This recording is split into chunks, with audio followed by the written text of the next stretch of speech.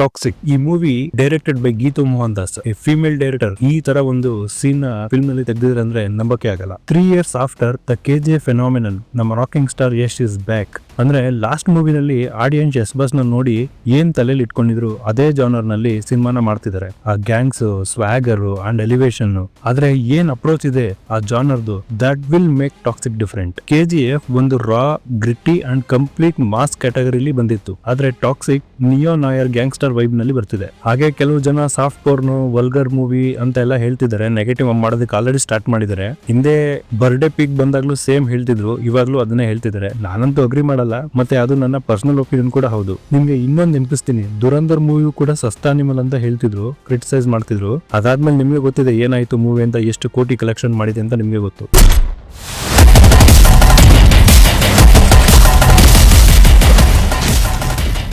Teaser ಶುರು ಆಗುತ್ತೆ graveyard ಇಂದ, ತುಂಬಾ ಕಾರ್ಗಳ ಎಂಟ್ರಿ ಕೂಡ ಆಗುತ್ತೆ, ಯಾರ್ದೋ ಫಿನರಲ್ ಕೂಡ ನಡೀತಾ ಇದೆ. ಸೊ ಈ ವ್ಯಕ್ತಿ ಇದನ್ನಲ್ಲ, ಇವನೊಬ್ಬ ಗ್ಯಾಂಗ್ಸ್ಟರ್ ಆಗಿರ್ಬೋದು, ಅವನ ಮಗನ ಫಿನರಲ್ ನಡೀತಾ ಇದೆ. ಹಾಗೆ ಅವನು ಹೇಳ್ತಾರೆ, do you think he will come ಅಂತ. ಇಲ್ಲಿ ಮೊದಲನೇ ಪಾಸಿಬಿಲಿಟಿ ಏನಂದ್ರೆ, ಇವನ ಮಗನ ಡೆತ್ ಗೆ ಯಶ್ ಅಂದ್ರೆ ರಾಯ ಕ್ಯಾರೆಕ್ಟರ್ ಕಾರಣ ಆಗಿರ್ಬೋದು. ಎರಡನೇ ಪಾಸಿಬಿಲಿಟಿ, ಯಶ್ ಹಾಗೆ ಈ ಗ್ಯಾಂಗ್ಸ್ಟರ್ ಮಧ್ಯೆ ಒಂದು ಆನ್ ಗೋಯಿಂಗ್ ಫೈಟ್ ನಡೀತಾ ಇದೆ, ಅದ್ರಲ್ಲೇ ಇವನ ಮಗ ಡೆತ್ ಆಗಿರ್ಬೋದು. ಸೊ ಅದರಿಂದಾನೇ ಇವನು ಹೇಳ್ತಿದ್ದಾನೆ, ಅಟ್ಲೀಸ್ಟ್ ಫಿನರಲ್ ಆದ್ರೂ ನೆಮ್ಮದಿಯಾಗಿ ಮಾಡ್ಬೇಕು ಅಂತ. ಮೂರನೇ ಪಾಸಿಬಿಲಿಟಿ ನನ್ಗನ್ಸ್ತಾ ಇರೋದು, ಯಶ್ ಕೂಡ ಅದೇ ಗ್ಯಾಂಗ್ ಮೆಂಬರ್ ಆಗಿರ್ಬೋದು, who has gone against him only. ಈ ಪಾಸಿಬಿಲಿಟಿ ಬರೋದು ಯಾಕೆ ಅಂತಂದ್ರೆ, due to the similarity of Yash appearance, same ಅದೇ ಬ್ಲಾಕ್ ಕ್ಲಾತಿಂಗ್, ಮತ್ತೆ ಅದೇ ಸೇಮ್ ಎಲ್ಲ ಗ್ಯಾಂಗ್ ಮೆಂಬರ್ಸ್ ತರ ಕಾಣ್ತಿರೋದು. ಹಾಗೆ ಸ್ಪೀಡ್ ಆಗಿ ಒಂದು ಕಾರ್ ಬರುತ್ತೆ, ಅದ್ರ ಕಡೆ ಗಮನ ಕೊಟ್ರೆ ನಂಬರ್ ಪ್ಲೇಟ್ GDD 03691. ಯಾಕೆ ಇದನ್ನ ನಾನು ಹೈಲೈಟ್ ಮಾಡಿದೆ ಅಂದ್ರೆ, ಈ ನಂಬರ್ ಪ್ಲೇಟ್ ತುಂಬಾ ಕ್ರೂಷಿಯಲ್ ಆಗುತ್ತೆ. ಇದು ಬರೀ ಮೂವಿಯ ಟೈಮ್ ಲೈನ್ ಅಲ್ಲ, ಇದು ಸಿನಿಮಾದ ಕೋರ್ ಪ್ಲಾಟ್ಗೂ ನಮ್ಗೆ ಒಂದು ಐಡಿಯಾ ಕೊಡುತ್ತೆ. ನಾವು ಈ ನಂಬರ್ ಪ್ಲೇಟ್ ನ ಫಾರ್ಮೆಟ್ ನ ನೋಡಿದ್ರೆ ನಮ್ಗೆ ಗೊತ್ತಾಗೋದು 3 ಆಲ್ಫಾಬೆಟ್ ನಂಬರ್ ಪ್ಲೇಟ್ ನಮ್ಮಲ್ಲಿ 1988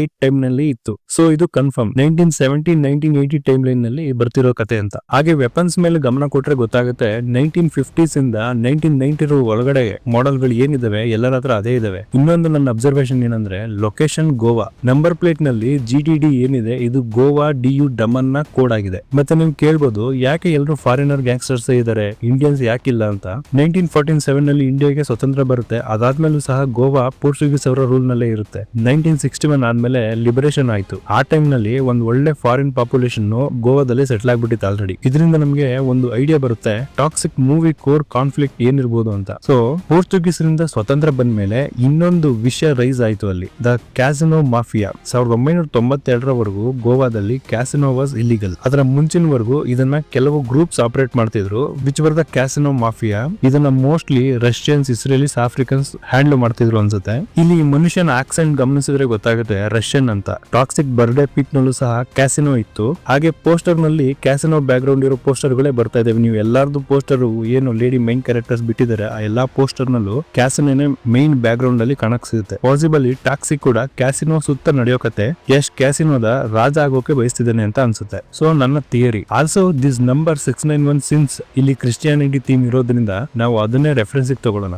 ಇಲ್ಲಿ ಏನ್ 691 ಇದೆ, ಇದು ಹೆಬ್ರಿವ್ ವರ್ಡ್ H691 ಅಂದ್ರೆ ಹೀರೋ ಆರ್ ವೇಲಿಯಂಟ್ ಅಂತ, ಅಂದ್ರೆ ಬಹದ್ದೂರ್ ಅಥವಾ ಧೈರ್ಯಶಾಲಿ ಅಂತ ಕನ್ನಡದಲ್ಲಿ ಹೇಳ್ಬೋದು. ಹಾಗೆ ಈ ಕಾರ್ ಕ್ರಾಶ್ ಆಗುತ್ತೆ. ಈ ಬ್ಲಾಕ್ ಹೆರಾಸ್ 1961 ಮಾಡೆಲ್. ಈ ಕಾರ್ ಅವಾಗ ಯೂಸ್ ಮಾಡ್ತಿದ್ದು ಶವಗಳನ್ನ ಸಾಕ್ಸೋದಕ್ಕೆ. ಯಶ್ಗಿಂತ ಮುಂಚೆ ಎಂಟ್ರಿ ಆಗುತ್ತೆ ಈ ಮುದ್ಕೊಂಡು. ಹಾಗೆ ಕಾರಿಂದ ಆಚೆ ಬಂದು ಒಂದು ಬಾಂಬ್ ಡೆಟೋನೇಟರ್ ನ ಅಟ್ಯಾಚ್ ಮಾಡ್ತಾನೆ ಕಾರ್ಗೆ. ಈ ಮನುಷ್ಯನ ತಲೆ ಮೇಲೆ ನೋಡಿ ಒಂದು ಓಲ್ಡ್ ಮಾಡೆಲ್ ವೆಲ್ಡರ್ ಗೋವಲ್ ಇದೆ. ಇದರಿಂದ ಗೊತ್ತಾಗುತ್ತೆ ಇವನೊಬ್ಬ ಮೆಕ್ಯಾನಿಕ್ ಆಗಿರ್ಬೋದು, ಅಥವಾ ಹಾಗೆ ಬಾಂಬ್ ಹ್ಯಾಂಡಲ್ ಮಾಡ್ತಿರೋದನ್ನ ನೀವು ನೋಡಿದ್ರೆ ಮೋಸ್ಟ್ ಪ್ರಾಬಬ್ಲಿ ಬಾಂಬ್ ಎಕ್ಸ್ಪರ್ಟ್ ಕೂಡ ಆಗಿರ್ತಾನೆ. ಆಮೇಲೆ ಈ ಫ್ರೇಮ್ ನೋಡಿ, ಗ್ರೀವಿಂಗ್ ಸ್ಟ್ಯಾಚ್ಯೂ ಇದೆ. ಸ್ಮಶಾನದಲ್ಲಿ ಇರ್ತವೆ, ದುಃಖವನ್ನ ಸಿಂಬಲೈಸ್ ಮಾಡ್ತವೆ. ಸಿನಿಮ್ಯಾಟಿಕ್ ಕಂಟೆಕ್ಸ್ಟ್ ನಲ್ಲಿ ಹೇಳೋದಾದ್ರೆ ಈ ಸ್ಟ್ಯಾಚ್ಯೂಸ್ ಮೇಜರ್ ಡೆತ್ ಅಥವಾ ಒಂದು ಟರ್ನಿಂಗ್ ಪಾಯಿಂಟ್ ನ ಸಿಂಬಲೈಸ್ ಮಾಡ್ತವೆ. ಫೈನಲಿ ಯಶ್ ಅಲ್ಲ Raya comes out of the car. ಇಲ್ಲಿ ಅವರ ಕೈನಲ್ಲಿ ಟ್ಯಾಟೋ ನೋಡಬಹುದು. ಇದರಲ್ಲಿ ನಮ್ಮ ಕರ್ನಾಟಕದ ಹೆಮ್ಮೆ ಗಂಡಬೇರುಂಡ ಸಿಂಬಲ್ ಇದೆ. ಸೊ ಗಂಡಬೇರುಂಡ ಬಂದು ಪವರ್ ಅನ್ನ ಸಿಂಬಲೈಸ್ ಮಾಡುತ್ತೆ. ಹಾಗೆ ಇನ್ನೊಂದು ಸಿಂಬಲ್ ಇದೆ ಡ್ರ್ಯಾಗನ್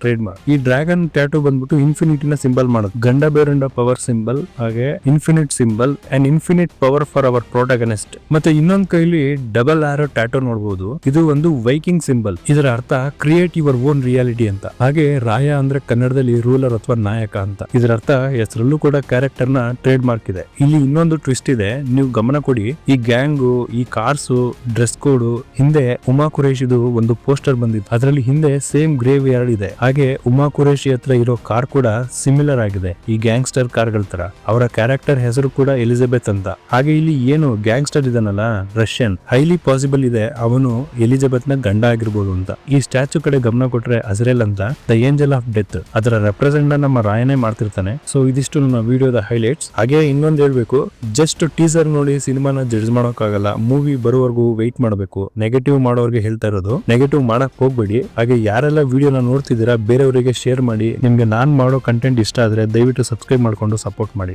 ಧನ್ಯವಾದ.